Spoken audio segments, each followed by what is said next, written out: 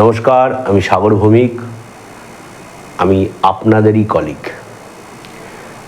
বর্তমান সময়ে সুপ্রিম কোর্টের যে রায় এসছে তাতে দেখা যাচ্ছে যে প্রাথমিক থেকে উচ্চ প্রাথমিক যে বিদ্যালয়গুলো আছে সেখানে যারা শিক্ষক এবং শিক্ষকতার কাজ করেন সারা ভারতবর্ষ জুড়ে, তাদের টেট পরীক্ষা দেওয়ার কথা বলা হচ্ছে। এ নিয়ে সারা ভারতবর্ষের বিভিন্ন রাজ্যে বিভিন্ন সংগঠন তারা সুপ্রিম কোর্টে রিভিউ পিটিশন দাখিল করেছে।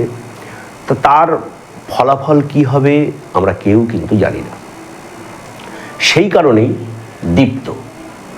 আমাদের দীপ্ত সংগঠনের তরফ থেকে পশ্চিমবঙ্গের বুকে এই প্রথম এই রকম অনলাইন ক্লাসের ব্যবস্থা করা হয়েছে নিঃশুল্কতে। অর্থাৎ আপনারা এখানে পেয়ে যাবেন টেট পরীক্ষা দেওয়ার জন্যে যে 5টি বিষয়, সেই 5টি বিষয়ের ওপরে সাবজেক্ট অ্যান্ড পেডাগজিক্যাল ক্লাস। তো এবার প্রশ্ন হলো, আমরা এই ক্লাস এখন করব কি করব না? পরীক্ষা তো নাও দিতে হতে পারে, একদমই ঠিক, পরীক্ষা নাও দিতে হতে পারে। আমরা চাই যে পরীক্ষা না দিতে হোক, কিন্তু যদি দিতে হয়, যদি 2 মাস সময় থাকে,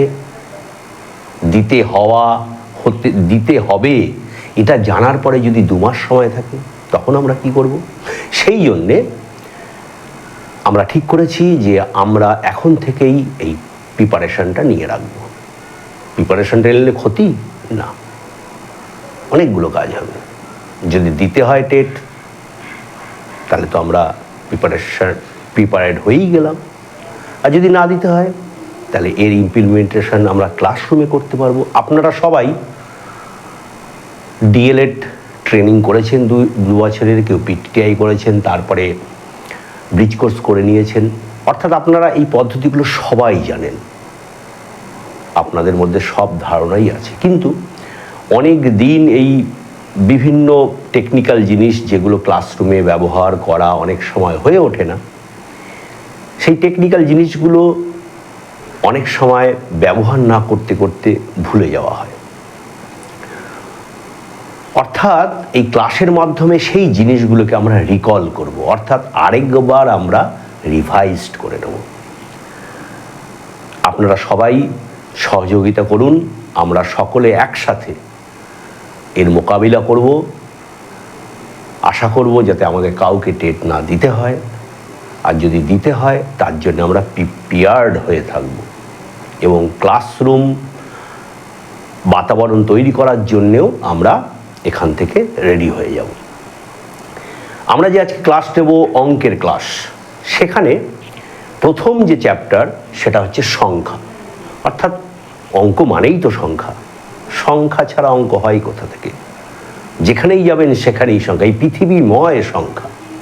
অর্থাৎ গণিতের ধারণা মধ্যে সংখ্যাটাই হচ্ছে মেন।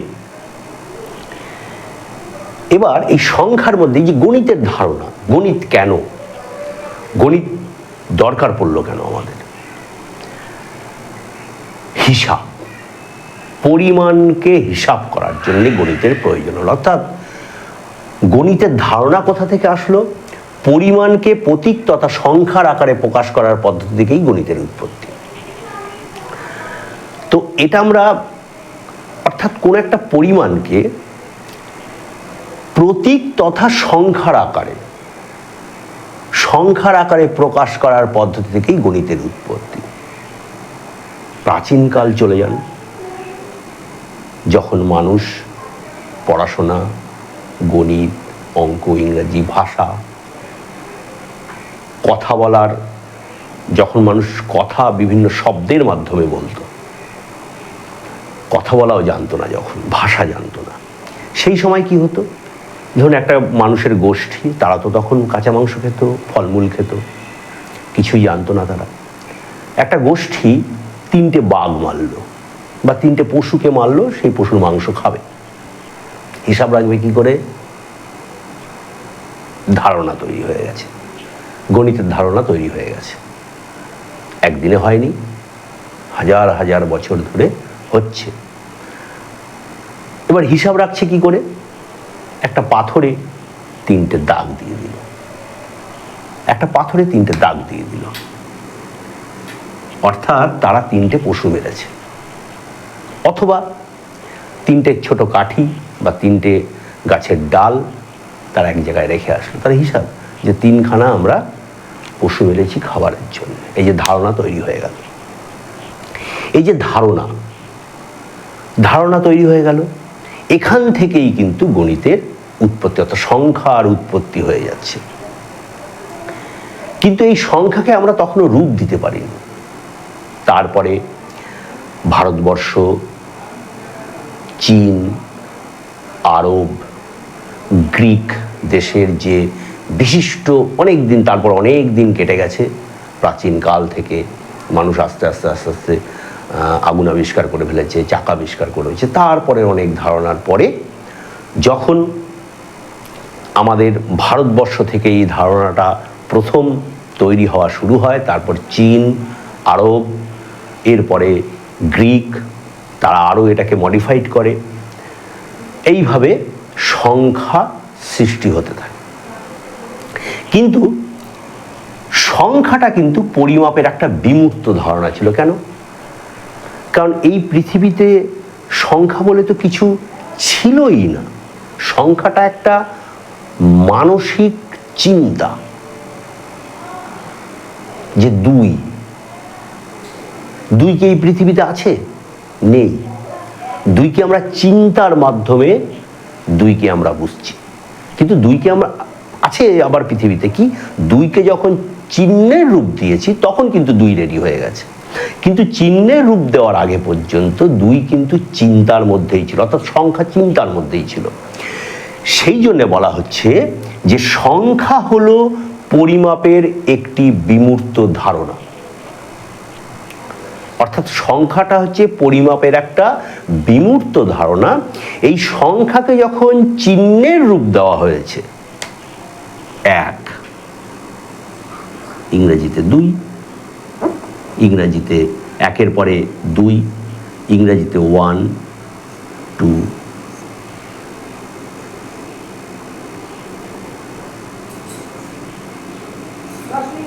অর্থাৎ সংখ্যাকে যখন এই চিহ্নের রূপ দেওয়া হয়েছে তখন কিন্তু সংখ্যা মূর্ততার প্রতীক হয়ে যাচ্ছে, বিমূর্ত থেকে মূর্ততার প্রতীক হয়ে উঠছে। যতক্ষণ না পর্যন্ত সংখ্যাকে চিহ্নের রূপ দেওয়া হয়নি, সংখ্যা কিন্তু মানুষের চিন্তার ধারণার মধ্যে ছিল। অর্থাৎ চিন্তা এবং ধারণার সাহায্যে কোনো কিছু যদি আমরা বুঝি সেটা কিন্তু বিমূর্ত। তাহলে এইবার আমাদের চলে আসতে হবে বিমূর্ত এবং মূর্ত এই দুটো ব্যাপার নিয়ে। এবার দেখুন আপনারা যে বিমূর্ত ধারণা, যে সমস্ত জিনিস বাস্তবে উপস্থিত নয় কিন্তু ভাবনার মাধ্যমে বোঝা যায়, অর্থাৎ চিন্তা ভাবনার মাধ্যমে বোঝা হয়, সেটাই হচ্ছে বিমূর্ত ধারণা। এই একটু আগেই বলছিলাম যে সংখ্যার ধারণা কিন্তু ভাবনার মাধ্যমে, চিন্তার মাধ্যমে, সেই জন্য সংখ্যার ধারণা কিন্তু বিমূর্ত ধারণা।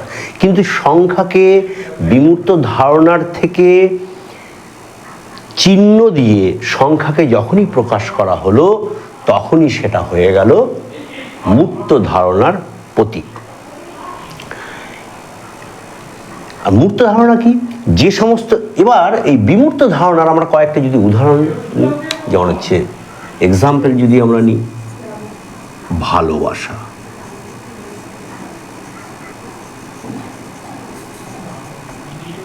বিমূর্ত ধারণা। ভালোবাসা কি এই পৃথিবীতে অস্তিত্ব আছে? এই ভালোবাসা কি কোথাও দেখা যাচ্ছে? না, দেখা যাচ্ছে না। চিন্তা, এটা হচ্ছে বিমূর্ত ধারণা। মূর্ত ধারণাটা কি? যে সমস্ত জিনিস ইন্দ্রিয়ের মাধ্যমে বোঝা যায়, আমাদের যে পঞ্চ ইন্দ্রিয় আছে, এই ইন্দ্রিয়ের মাধ্যমে যে সমস্ত জিনিসকে আমরা বুঝতে পারি সেটাই হলো মূর্ত ধারণা। বোর্ড, এই যে ধরে ফেললাম, দেখছি, স্পর্শ করছি, মূর্ত ধারণা। এইবার এটার এক্সাম্পল কি হবে? এই বোর্ড হয়ে গেল, ফুল, জল, বাতাস। প্রশ্ন হতে পারে বাতাস দেখতে তো পাই না, অনুভব, বাতাসকে তো আমরা অনুভব করতে পারি, অর্থাৎ ত্বকের মাধ্যমে। তাহলে বাতাস হলো মূর্ত ধারণার প্রতীক। আমরা এবার সংখ্যায় আসছি। তাহলে সংখ্যাটা কি? সংখ্যাটা হচ্ছে গণিতের মূল ধারণা, অর্থাৎ গণিত এই সংখ্যার ওপরই নির্ভরশীল। তাহলে সংখ্যা হলো গণিতের মূল ধারণা।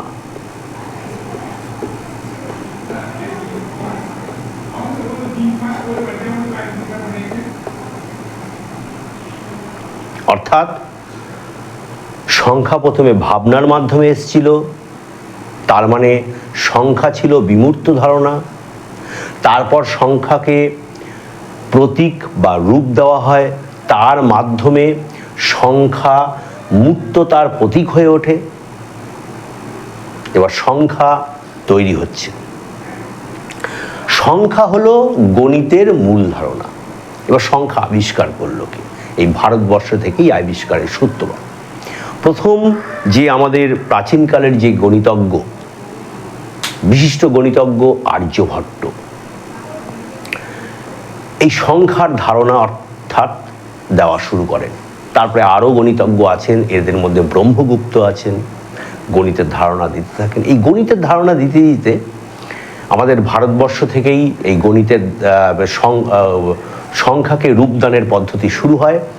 0 থেকে 9 পর্যন্ত এই যে 10খানা যে চিহ্ন, এই চিহ্ন আমাদের ভারতবর্ষ থেকেই হয়। এর সাথে সাথে সেই সমসাময়িক চীন দেশেও এর ধারণা চলছিল, সেখানেও রূপদানের পদ্ধতি চলছিল।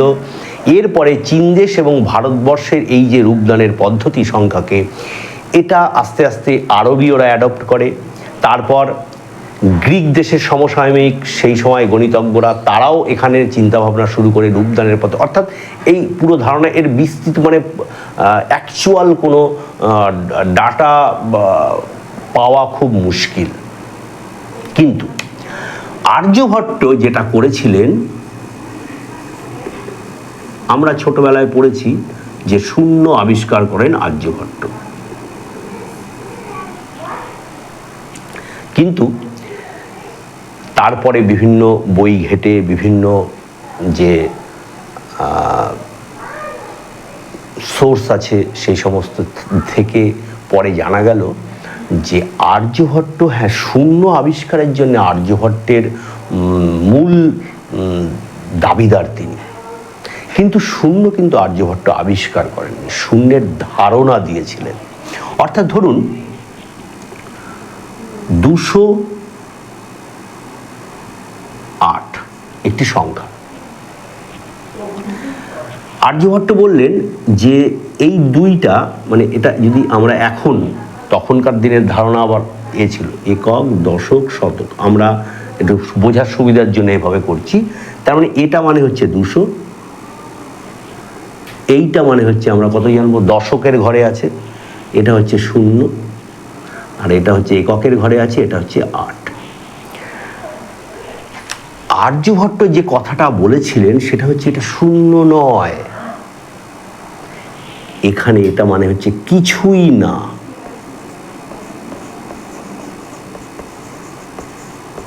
কিছুই না, অর্থাৎ ভ্যাকেন্ট। অর্থাৎ তুমি আর্যভট্ট যেটা ভাবছিলেন যে এই জায়গাটা এটা কিছুই নয়, নাথিং। তার মানে আর্যভট্ট এই চিহ্নটাকে বুঝতে পারছিলেন না। তিনি ধারণা দিয়ে গেছেন যে এখানে একটা কিছু আছে, এটা ভ্যাকেন্ট, এটা কিছুই নয়। পরবর্তীকালে এই শূন্যকে চিহ্ন দিয়ে রূপদান করেন হচ্ছে আমাদের ব্রহ্মগুপ্ত।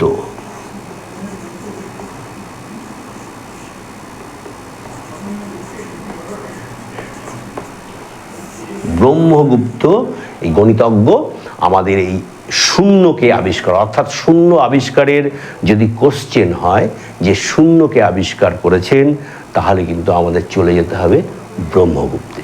অর্থাৎ ব্রহ্মগুপ্ত যে গণিতজ্ঞ ছিলেন, শ্রদ্ধেয়, মানে গণিতকে আজকে আমরা যে জায়গায় গণিতকে দেখতে পাচ্ছি, এই সংখ্যা আবিষ্কার না হলে সেই প্রাচীনকালে সেই সময়ে এনারা এই ভাবনাগুলো করেছিলেন, এই চিহ্ন দিয়ে রূপদান করে গণিতকে সরলভাবে এগিয়ে নিয়ে আজকের এত আমরা যত রকম পরীক্ষা নিরীক্ষা বিভিন্ন রকম সব কিছু ডিজিটাল, এই যে সব কিছু গণিতের ওপরেই নির্ভরশীল। অর্থাৎ ব্রহ্মগুপ্ত শূন্য আবিষ্কার।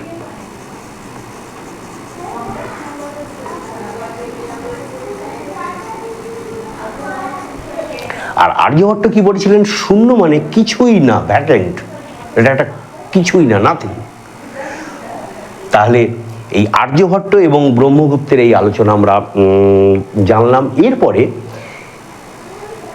আমাদের ভারতবর্ষেই বললাম যে 0 থেকে 9 পর্যন্ত আবিষ্কার হয়েছে। আরেকটা জিনিস, আর্যভট্ট এই যে স্থানিক মানের পদ্ধতি, অর্থাৎ এই যে 2, এ হচ্ছে শতকের ঘরে রয়েছে, এ হচ্ছে 200, এই যে দশকের ঘরে 0 রয়েছে, কিছুই না, ভ্যাকেন্ট বলেছিলেন।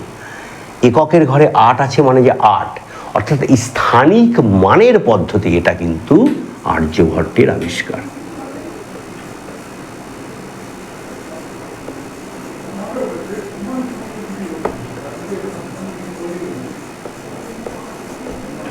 সেই কোন যুগে, সেই সময়ে এই কিছু আবিষ্কার হয়েছে, আমরা চিন্তাও করতে পারি না সেটা। যাই হোক, এইবার এই আবিষ্কার চীন দেশেও সমসাময়িকভাবে তৈরি হচ্ছে। এরপরে এই আবিষ্কার চলে যাচ্ছে আরব দেশে। সেখানে গিয়ে আরবীয় যে গণিতজ্ঞরা রয়েছেন তারা দশমিকের ব্যবহার শুরু করে দিলেন। যদিও দশমিকের ধারণা আমাদের ভারতবর্ষ থেকেই শুরু করেছিল, কিন্তু আরবের গণিতজ্ঞরা এর রূপদান দিচ্ছিলেন। সেই সমসাময়িক আবার গ্রিক গণিতজ্ঞরা, তারাও এই ধারণাগুলো তৈরি করছে। অর্থাৎ সেই সময় একটা রেভলিউশন তৈরি হচ্ছিল এই গণিতের সংখ্যাকে কত রকমভাবে, কত রকম ধরনের সংখ্যা আছে, কত রকম, এই বিচার বিশ্লেষণ সেই সময় কিন্তু চলছিল। অর্থাৎ আমরা দেখতে পাচ্ছি যে সংখ্যায় ভারত চীনের যে গণিতজ্ঞরা আছেন, সেই প্রাচীন ভারতবর্ষ এবং চীনের গণিতজ্ঞরা রয়েছেন, এরা ধারণা সৃষ্টি করে চিহ্নদান করছিলেন। সেই সময় এর পুরো ব্যাপারটা আরবীয় দেশে চলে যায়, সেখান থেকে গ্রিক ইউরোপে চলে যায়। এইবার এই আরবীয় দেশটা দশমিক সংখ্যার ধারণা, আরবীয় দেশের যে গণিতজ্ঞরা আছেন দশমিক সংখ্যার ধারণা এরা তৈরি করেন এবং বাস্তবে রূপদান দেন।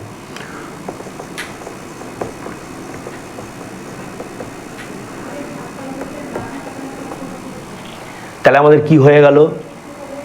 অঙ্ক তৈরি হয়ে গেল। অঙ্ক মানে নিউমেরাল, অর্থাৎ অঙ্ক। অঙ্ক কি? 0, 1, 2, 3, 4, 5, 6, 7, 8, 9 গণিত তৈরি হয়ে গেল। যখনই এই চিহ্ন দেওয়া হলো, এবার এখান থেকেই গণিতের যাত্রা শুরু হয়ে গেল এবং সেই দীর্ঘ যাত্রা আজকে আমরা এই জায়গায় পৌঁছে আছি। এই যে এইবার সংখ্যার ধারণার জন্য, অর্থাৎ সংখ্যা তৈরি করার জন্য এই যে অঙ্ক, এই অঙ্ক তৈরি হয়ে গেল। অঙ্ক তৈরি হয়ে যাওয়ার পরেই আমাদের এই গণিতের যাত্রা শুরু হয়ে গেল। এইবার আমরা যেটা আসবো সেটা হচ্ছে সংখ্যা পদ্ধতির ভিত্তি। কোনো সংখ্যা পদ্ধতিতে অঙ্কসমূহের বা প্রতীকসমূহের মোট সংখ্যাকে ওই সংখ্যা পদ্ধতির ভিত্তি বলা হয়। ব্যাপারটা কীরকম? এই সংখ্যা পদ্ধতি অনেক ধরনের আছে। যেমন আমরা যে সংখ্যা পদ্ধতি ব্যবহার করি সাধারণভাবে, সেটা হচ্ছে দশমিক সংখ্যা পদ্ধতি। সেই সংখ্যা পদ্ধতিতে 10খানা অঙ্ক আছে, অর্থাৎ 0, 1, 2 এখান থেকে শুরু করে 9 পর্যন্ত। দেখুন 0, 1, 2, 3, 4 করে 10খানাই অঙ্ক আছে। এই পদ্ধতিকে বলা হয় দশমিক পদ্ধতি। তো এরপরে আরও কয়েকগুলো পদ্ধতি আছে, সেগুলো বিভিন্ন কাজে লাগে। এইগুলো আবিষ্কার করা হয়েছিল। বাইনারি পদ্ধতি, 2 নম্বর বাইনারি পদ্ধতি। 3 নম্বর হচ্ছে অক্টাল পদ্ধতি। 4 নম্বর হচ্ছে হেক্সাডেসিমেল পদ্ধতি। এবার আমরা এই যে সংখ্যা পদ্ধতির যে ভাগগুলো আছে সেই সংখ্যা পদ্ধতির ভাগগুলো এবার আমরা আলোচনা করব। এরপর আমরা চলে আসব যে সংখ্যা পদ্ধতির যে বিভিন্ন ভাগগুলো আছে। প্রথমেই আমরা দেখতে পাচ্ছি যে দশমিক বা ডেসিমেল পদ্ধতি, অর্থাৎ দশমিক এবং ডেসিমেল পদ্ধতিতে আমাদের যে অঙ্কগুলো ব্যবহার করা হয় সেটা হচ্ছে 0, 1, 2, 3, 4, 5, 6, 7, 8, 9। অর্থাৎ এখানে অঙ্ক আছে কটা? 1টা, 2টো, 3টে, 4টে, 5টা, 6টা, 7টা, 8টা, 9টা, 10টা। অর্থাৎ দশমিক বা ডেসিমেল পদ্ধতির যে ভিত্তি সেটা হলো 10। এই পদ্ধতি আমাদের সারা বিশ্ব জুড়ে গণিতের গণনার কাজে ব্যবহার করা হয়, আর আমরাও এই পদ্ধতিতে সমস্ত ধরনের অঙ্ক করব। এরপরে আমাদের চলে আসছে বাইনারি পদ্ধতি। বাইনারি পদ্ধতিতে আমাদের 2টো অঙ্ক ব্যবহার করা হয়, এক হচ্ছে 0 আর একটা হচ্ছে 1। অর্থাৎ বাইনারি পদ্ধতির ভিত্তি হলো হচ্ছে 2। এই বাইনারি পদ্ধতির কি জন্য প্রয়োজন হলো? বাইনারি পদ্ধতি প্রয়োজন হলো হচ্ছে কম্পিউটারের জন্য, অর্থাৎ computer language, computer programming, data store, robotics এবং সেন্সার টেকনোলজি, এই সমস্ত জিনিসে এই বাইনারি পদ্ধতি কাজে লাগে। এরপরে আমাদের অক্টাল সংখ্যা পদ্ধতি। অক্টাল সংখ্যা পদ্ধতিতে 0, 1, 2, 3, 4, 5, 6, 7 এই পর্যন্ত অঙ্ক ব্যবহার করা হয়। আপনি গুনে দেখুন 8খানা হচ্ছে, 1, 2, 3, 4, 5, 6, 7, 8। অর্থাৎ 8খানা সংখ্যা দিয়ে এই পদ্ধতি ব্যবহার করা হয়, অর্থাৎ এর ভিত্তি হলো 8। এটা কি কাজে? এটা যখন কম্পিউটার আবিষ্কার হয়েছিল তখন এই পদ্ধতিটা কাজে লেগেছিল। অর্থাৎ লো লেভেল কম্পিউটার প্রোগ্রামিং, মানে সেই যুগে যখন কম্পিউটার আবিষ্কার হয়, কম্পিউটার অনেক একটা বিশাল বাড়ির মতন একটা কম্পিউটার ছিল, সেই জায়গায় এই পদ্ধতি অক্টাল পদ্ধতি ব্যবহার করা হতো, কিন্তু এখন এর ব্যবহার একদমই কমে গেছে। এরপরে আমাদের যেটা আছে হেক্সাডেসিমেল পদ্ধতি। মজার বিষয়, এই হেক্সাডেসিমেল পদ্ধতি কিন্তু খুব পপুলার এখন। সেটা হচ্ছে 0, 1, 2, 3, 4, 5, 6, 7, 8, 9। তারপরে A, B, C, D, E, F। গুনে দেখুন 16খানা আছে, 1, 2, 3, 4, 5, 6, 7, 8, 9, 10, 11, 12, 13, 14, 15, 16। অর্থাৎ এর ভিত্তি হলো, এই হেক্সাডেসিমেল পদ্ধতির ভিত্তি হলো 16। এই হেক্সাডেসিমেল পদ্ধতি কোথায় কাজে লাগে? হেক্সাডেসিমেল পদ্ধতি কম্পিউটার প্রোগ্রামিং, কম্পিউটার ল্যাঙ্গুয়েজ এতে লাগে। এছাড়া রঙের যে কোড, সেই কোডে এটা ব্যবহার করা হয়, যেটা সারা পৃথিবী জুড়ে এর প্রচুর পপুলারিটি আছে। রঙের কোডে ব্যবহার করার জন্য এই হেক্সাডেসিমেল পদ্ধতি। এই যে এতগুলো আমরা দেখলাম, এবার এই প্রত্যেকটা পদ্ধতির, এই 4খানা যে পদ্ধতি দেখলাম, খুব মজার বিষয়, প্রত্যেকটা পদ্ধতির সাথে প্রত্যেকটা পদ্ধতির মিল আছে। কীরকম মিল আছে সেটা আমরা এখন একটু দেখব। মিলটা হলো যে, ধরুন দশমিক বা ডেসিমেল পদ্ধতি যেটা আমরা ব্যবহার করি, আমি এগুলো মুছে দিচ্ছি।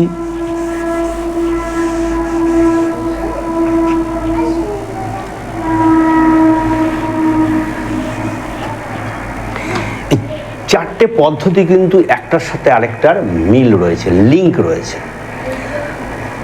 দশমিক সংখ্যা পদ্ধতিতে যদি একটা সংখ্যা ধরে নিই, ধরুন দশমিক সংখ্যা পদ্ধতিতে একটা সংখ্যা হচ্ছে 65, তাহলে এই 65 সংখ্যাটা বাইনারিতে আসলে এর মান কত হবে? এই 65 সংখ্যাটাকে যদি আমরা অক্টাল পদ্ধতিতে হিসাব করি তাহলে তার মান কত হবে? এই 65কে যদি আমরা হেক্সাডেসিমেল পদ্ধতিতে হিসাব করি তাহলে তার মান কত হবে? তো এই 65 সংখ্যাকে এবার কিভাবে মান করতে হয় এই ব্যাপারগুলো আমাদের কোর্সের মধ্যে নেই, তাই আমরা কিভাবে মান বের করব সেটা যদি কখনো এই কোর্স করতে করতে সময় হয় তখন এই পদ্ধতির এই একটা পদ্ধতি থেকে কিভাবে আরেকটা পদ্ধতির মান বের করা হয় সেই পদ্ধতি আরও কোনো দিন করা হবে। আমরা যেহেতু আমাদের ওই কোর্সে ওই ব্যাপারটা নেই, ওই পর্যন্ত জিনিস নেই, তাই আমরা ওই পদ্ধতি, আমি শুধু একটা উদাহরণ দিয়ে এটাকে বোঝাতে চাইছি যে 65, এই 65 সংখ্যাটা যদি আমরা বাইনারি সিস্টেমে প্রকাশ করতে যাই তাহলে এর মান হবে 1 0 0 0 0 0 1, অর্থাৎ এইরকম একটা সংখ্যা দাঁড়াবে। বাইনারিতে আমরা জানি যে কম্পিউটার বোঝে 1 0, অর্থাৎ 65কে যদি আমরা বাইনারিতে হিসাব করতে যাই তাহলে আসবে 1 5খানা 0 1। এবার যদি অক্টাল পদ্ধতিতে আমরা 65-র মানকে আনতে চাই তাহলে কি দাঁড়াবে, তার মান দাঁড়াবে 1 0 1। কিভাবে করা হয় সেই পদ্ধতির জন্যে একটা ক্লাস লাগবে, এই জন্যে আমি সময় এখন নষ্ট করব না, যেহেতু আমাদের কোর্সে এটা নেই তাই আমরা ওই পদ্ধতিতে যাব না। আর আমি এটা শুধু বললাম সাধারণ এই যে লিঙ্ক বোঝানোর জন্যে, যে আমরা এর এতগুলো পদ্ধতি লিখেছি যে একটার সাথে আরেকটার কি মিল আছে? হ্যাঁ আছে। মিল না থাকলে এই পদ্ধতি এভাবে আবিষ্কার করা যেত না, হতো না।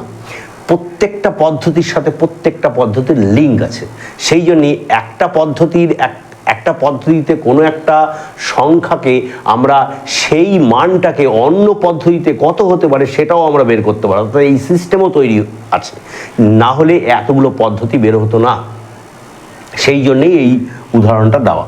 হেক্সাডেসিমেল পদ্ধতিতে এর মান দাঁড়াবে হচ্ছে 41, অর্থাৎ এখানে আমরা 4টে পদ্ধতি দেখলাম, 4টে পদ্ধতি প্রত্যেকটার সাথে প্রত্যেকটা লিঙ্ক আপ, অর্থাৎ অর্থাৎ এই 41 যদি আমরা হেক্সাডেসিমেল পদ্ধতিতে 41 মান নিই তাহলে কিন্তু এই দেখা যাবে আমাদের দশমিক পদ্ধতিতে মান এটা 65 দাঁড়াচ্ছে। এরপরে আমরা চলে যাব হচ্ছে স্থানীয় মান বা প্লেস ভ্যালু। এরপরে আমরা চলে আসবো হচ্ছে স্থানীয় মান বা প্লেস ভ্যালু। আমরা বাচ্চাদের প্রাথমিক বিদ্যালয় থেকেই এইগুলোকে শেখাই, তো আপনারা সবাই জানেন, তবু একবার রিকল করা।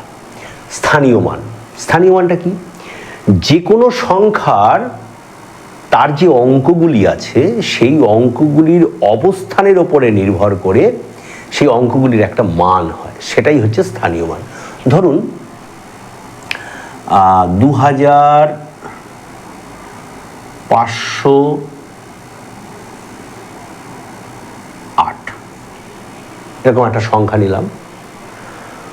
তা সংখ্যা নিয়ে আমরা ক্লাসরুমে যেরকম শেখাই একক, দশক, শতক, হাজার, এখানে এই 2-এর দুটো মান, স্থানীয় মান যখন আমরা পড়ব তখন আমরা প্রকৃত মানও পড়ব। তাহলে আমরা এখানে কি করব? 2-এর প্রকৃত মান,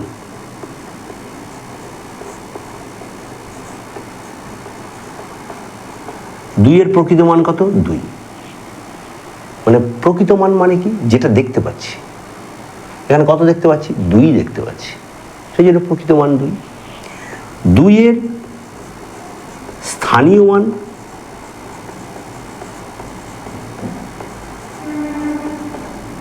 স্থানীয় মানটা কি বলেছিলাম? যে স্থানে সে অবস্থান করবে সেই স্থানের মান। 2 কোন স্থানে অবস্থান করছে? হাজারের ঘরে, অর্থাৎ 2-এর স্থানীয় মান হবে 2000-এর ঘরে অবস্থান করছে, সেই জন্য 2-এর স্থানীয় মান হলো 2000। একই রকমভাবে আপনারা 5-এর বের করতে পারেন। 5-এর প্রকৃত মান,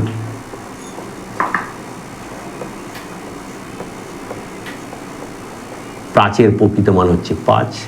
প্রকৃত মান যেটা দেখতে পাচ্ছি সেটাই, আর স্থানীয় মান হচ্ছে যে স্থানে সংখ্যাটা রয়েছে সেই স্থানের মান। 5-এর স্থানীয় মান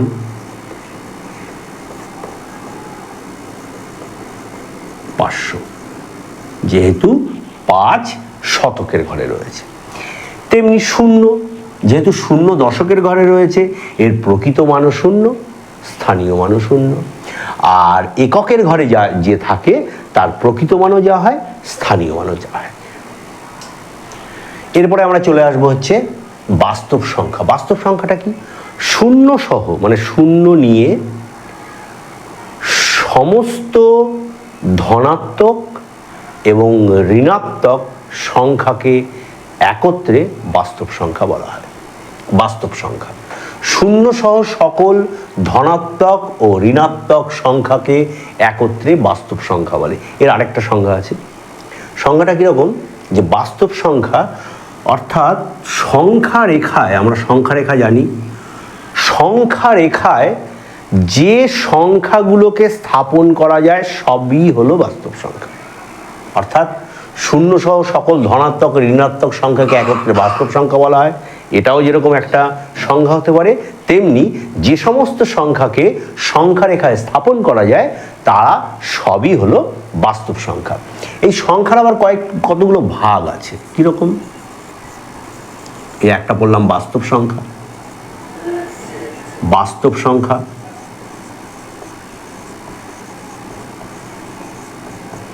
আরেকটা হচ্ছে অবাস্তব সংখ্যা।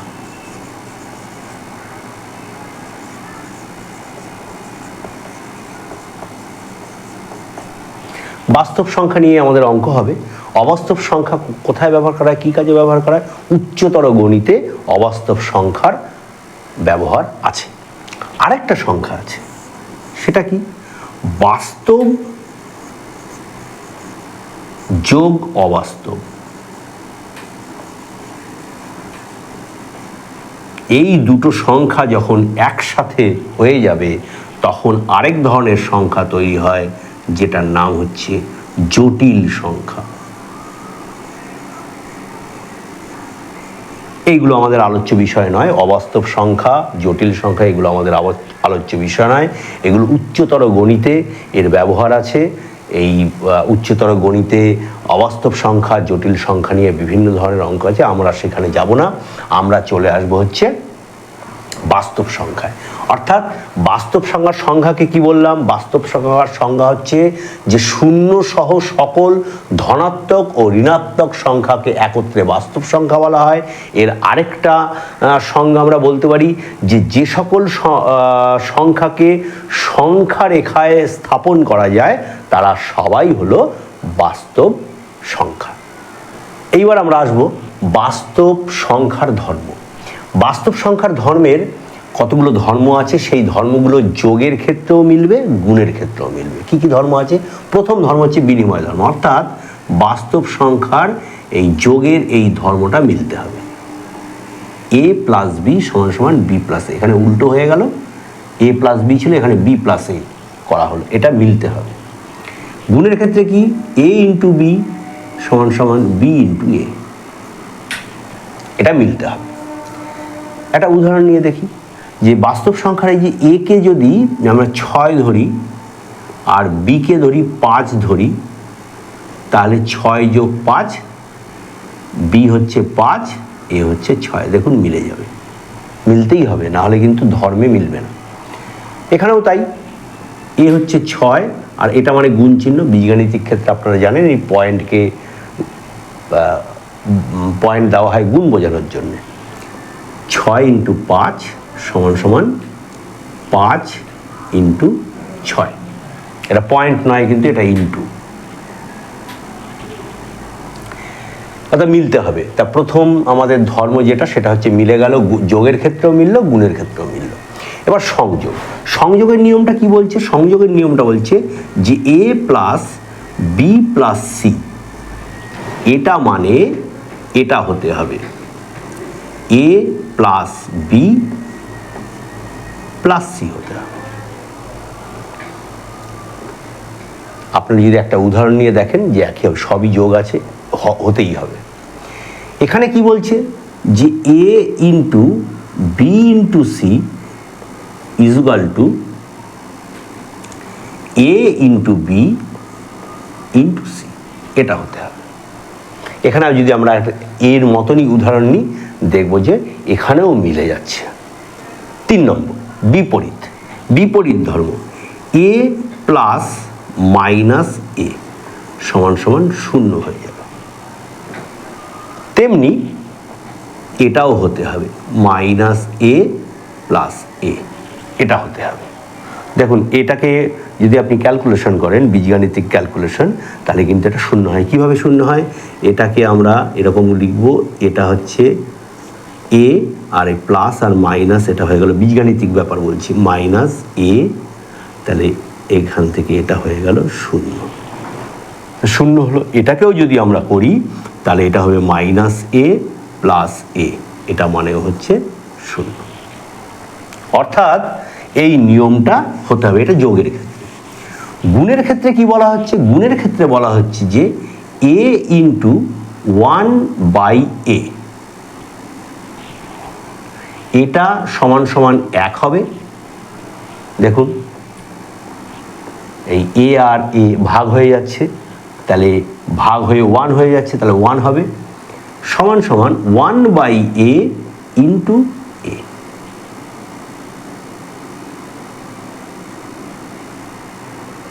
এটাও কিন্তু 1 হয়ে যাচ্ছে। অর্থাৎ বিপরীত পদ্ধতিতে এটা আমার নিয়মটা খাটবে। এইবার আমাদের বন্টন পদ্ধতির ক্ষেত্রে, বন্টন পদ্ধতির ক্ষেত্রে কি বলা হচ্ছে? এ ইন্টু বি প্লাস সি, এটা মানে হচ্ছে এসি প্লাস এ বি। যদি আমি এ দিয়ে বিকে গুণ করে দিই তাহলে হয়ে যাবে এ বি, আর এ দিয়ে সিকে যদি গুণ করে দিই হয়ে যাবে এসি, এটা হবে। এবং সাথে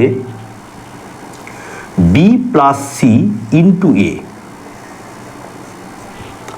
বি দিয়ে একে গুণ করুন বি এ, প্লাস সি দিয়ে একে গুণ করা হলো সি এ। এই 4টে ধর্ম বাস্তব সংখ্যা কিন্তু মেনে চলবে। 4টে ধর্মের মধ্যে প্রথম ধর্ম বিনিময় গেল, তার উদাহরণ আপনার দেখানো হলো। পরেরগুলো দেওয়া হলো। এখানে যদি আপনি এ বি এবং সি এর মান ধরে নেন এবং যে কোনো একটা মান ধরে নিয়ে এইটা এবং এই যোগের নিয়ম আর গুণের নিয়ম যদি আপনারা ক্যালকুলেশন করেন একই পাবেন। বিপরীত ধর্মের ক্ষেত্রে এখানে যদি এ এর মান যাই ধরে নেন, কারণ এ এর মান এখানে দেখানোও হলো করে সেটা 0 হচ্ছে, এখানেও তাই এ বি এবং সি এর মান যদি ধরে নেওয়া হয় আমরা কিন্তু এক্ষেত্রেও আমরা এই মানটাও যা বেরোবে এই মানটাও তাই বেরোবে। এইবার আমরা কি বুঝবো? বাস্তব সংখ্যাকে বুঝবো, বাস্তব সংখ্যাকে প্র্যাকটিক্যালি বুঝবো। বাস্তব সংখ্যাটা কি অ্যাকচুয়ালি? এই বাস্তব সংখ্যাকে বোঝার জন্যে আমরা একটু রিকলে চলে যাব, রিভার্সে চলে যাব। একটা ছোট্ট একটা উদাহরণ দেবো, তাহলেই আপনারা বুঝতে পারবেন ব্যাপারটা কি বলতে চাইছি আমি। ধারণা দেওয়া হচ্ছে এখানে যে আমরা ছোটোবেলায় বাবা মা কাকা জেঠু জেঠিমা বা বড় দাদা থাকলে তাদের কাছে আমরা গল্পের ছড়ে ছড়ে একটা জিনিস আমরা পড়তাম না, গল্পের ছলে ছলে বলতাম। সেটা হচ্ছে যে কয়েকটি মানুষ নিয়ে হয় একটা পরিবার, কয়েকটি পরিবার নিয়ে হয় একটা গ্রাম, কয়েকটি গ্রাম নিয়ে হয় একটা পঞ্চায়েত, কয়েকটি পঞ্চায়েত নিয়ে হয় একটা ব্লক, কয়েকটি ব্লক নিয়ে হয় একটা মহকুমা, কয়েকটি মহকুমা নিয়ে হয় একটা জেলা, কয়েকটি জেলা নিয়ে হয় একটা রাজ্য, কয়েকটি রাজ্য নিয়ে হয় একটা দেশ, এবং কয়েকটি দেশ নিয়ে হয় একটি মহাদেশ। এরপরে আমি আর গেলাম না, তার কারণ মহাদেশের পরে যেতে গেলে আমাকে জলভাগ স্থলভাগের ব্যাপার আবার বলতে হবে, সেই জন্য ওখানে আমি গেলাম না। কেন বললাম এটা? রিকল করার জন্য। অর্থাৎ 3টে মানুষ, এইটা হচ্ছে একটা পরিবার। 3টে মানুষ নিয়ে একটা পরিবার হয়ে গেল। এইবার এই পরিবার কার ভেতরে রয়েছে? পরিবার হচ্ছে একটা গ্রামের ভেতরে রয়েছে। গ্রাম কার ভেতরে রয়েছে? একটা পঞ্চায়েতের ভেতরে রয়েছে। এই পঞ্চায়েত কার ভেতরে রয়েছে? পঞ্চায়েত একটা ব্লকের ভেতরে রয়েছে। এইভাবে কিন্তু আমরা, ব্লক কার ভেতরে রয়েছে? ব্লক হচ্ছে মহকুমার ভেতরে রয়েছে। মহকুমা কার ভেতরে রয়েছে? মহকুমা রয়েছে হচ্ছে জেলার ভেতরে। জেলা কার ভেতরে রয়েছে? রাজ্যের ভেতরে। রাজ্য কার ভেতরে রয়েছে? দেশের ভেতরে। দেশ কার ভেতরে রয়েছে? মহাদেশের ভেতরে। এইবার আমরা এটা কেন ধারণা দিলাম? আমরা এখানে ধারণা দিলাম হচ্ছে এই কারণের জন্যে, সেটা হচ্ছে স্বাভাবিক সংখ্যা।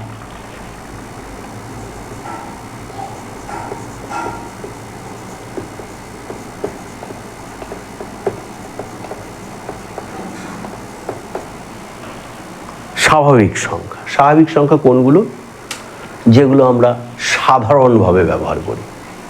1, 2, 3, 4, 5, 6, 7, 14, যতদূর পর্যন্ত আপনি ভাববেন সবই হচ্ছে স্বাভাবিক সংখ্যা।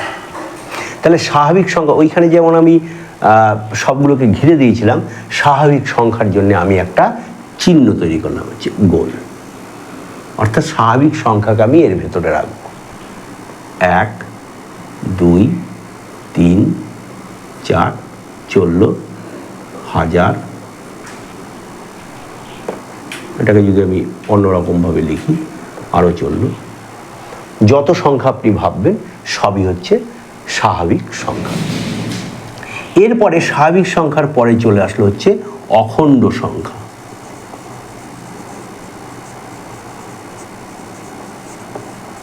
অখণ্ড সংখ্যাটা কি? অখণ্ড সংখ্যার ভেতরে কিন্তু শূন্য ঢুকে যাবে। অর্থাৎ আমি যদি এটাকে এই রকম চিহ্ন দিই, অখণ্ড সংখ্যার চিহ্ন হচ্ছে ত্রিভুজ। এর মধ্যে রয়েছে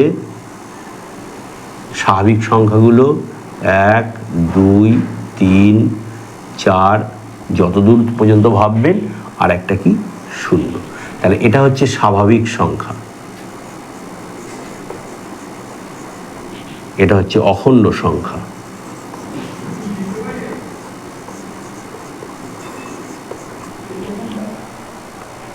এরপরে আমরা যেটা চলে আসব সেটা হচ্ছে পূর্ণ সংখ্যা।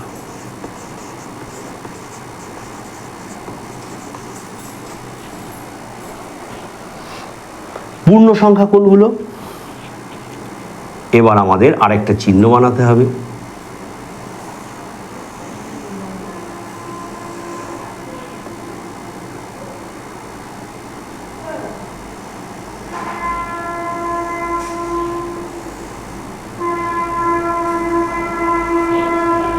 এর ভেতরে কারা রয়েছে? এর ভেতরে স্বাভাবিক সংখ্যাগুলো রয়েছে, 1, 2, 3 থেকে শুরু করে সব। আচ্ছা, অখণ্ড সংখ্যা রয়েছে, এই যে ত্রিভুজটা, এর ওইখানে শূন্য রয়েছে। এবার এখানে মাইনাস দিয়ে সংখ্যাগুলো, -1, -2, -3, -4, সো অন, পরপর পরপর সংখ্যা রয়েছে। এরপরে আমরা যেটা আসবো সেটা হচ্ছে মূলদ সংখ্যা।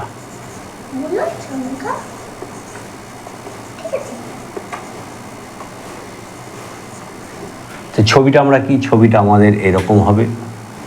আমরা এইভাবে ছবির মাধ্যমে এটাকে বোঝার চেষ্টা করছি। অর্থাৎ ছবির মধ্যে এটাকে ঘিরে দিলাম আমরা।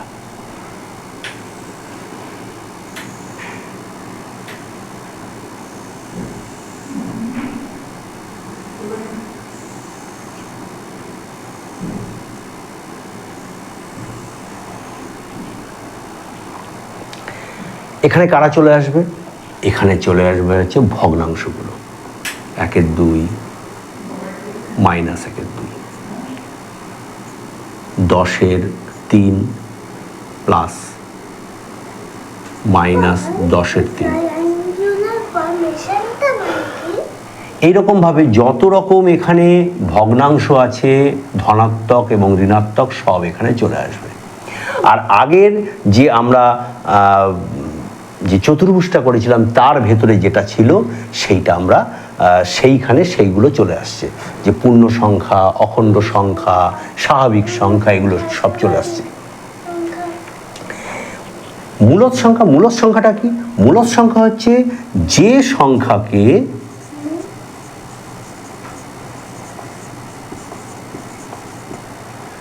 পি বাই কিউ আকারে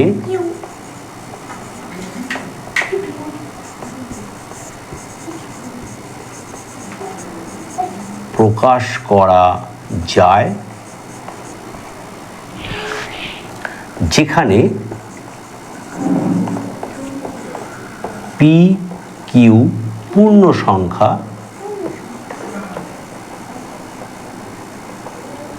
এবং